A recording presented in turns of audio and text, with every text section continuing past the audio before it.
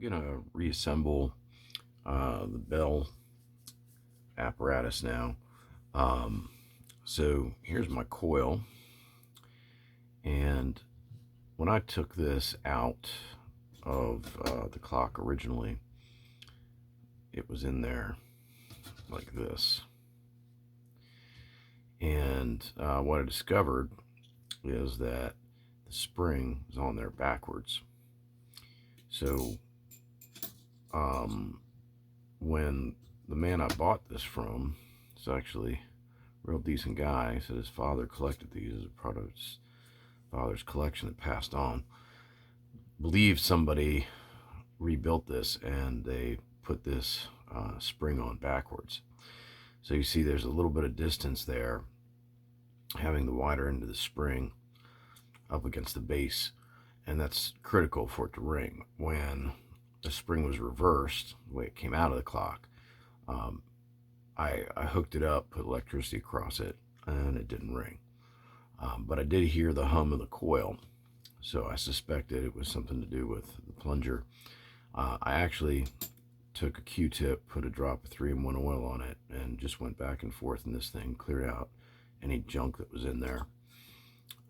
So that wouldn't be an issue. And when I turned the spring, got it to sound. So this is kind of tricky. This lock washer, I'm convinced, goes between the base and the bell. So it's kind of a trick to line it up and get the screw in there. But it's also not the hardest thing. It just is not a elegant affair. So let's see, I think I got it right there. Let's see what happens. Yeah, it looks like it. So now what I'm going to do is I'm going to put the bell on here, and then I'm going to put electricity across the coil, and we'll see how the bell sounds. The bolt that's hanging off the side of the coil, by the way, is for adjusting the what I'm calling the plunger, right? Thing that moves back and forth and hits the bell. So, and I haven't messed with it extensively, but I guess the idea is that if you extend the difference between the bell and the striking into the plunger, you're going to get a louder ring. So, and these things are famous for being able to wake the dead. So I'm referring to this right here. You loosen this nut and then turn this counterclockwise, and when you got it where you want it, you tighten this. And this right here has got to be some room for it to move, or it's not going to make a sound. So I'm going to throw some electricity across the coil now and see what happens.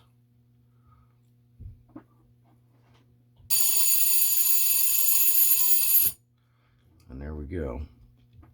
So I ought to say, by the way, I am not a fan of using these old alarm clocks as alarm clocks. I'm sure you can. I'm sure people do. But for me, I think that, taking something like this and rattling around like that, it's not the best idea. I love the design of the alarm clocks, but I just use them as time clocks, not actually as alarm clocks. So here's my movement. It's been put back together. In the last video, I talked about putting the knobs on to check the time set and alarm set. But the Electrolarm, it's really just one knob, the time set knob, because it's integrated with the back of the Electrolarm. It does come apart, but I don't bother to take it apart.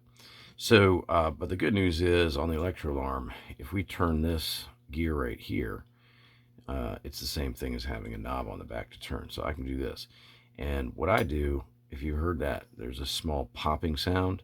Okay, I want to turn it till I hear that popping sound, and then go back and make sure that I've got these snug down. All right. I checked the alarm movement, and when I turn the set knob, everything is the way it's supposed to be. So I'm in good shape there. So now what I'm going to do is check the movement itself, and I'm just going to hold this in my hobby vise like this, and I have put on the sweep hand. I put that down in the shaft of the rotor, and so now when I throw electricity across the coil, that sweep hand should move, and we shouldn't get noise coming out of the rotor. So let's see what happens.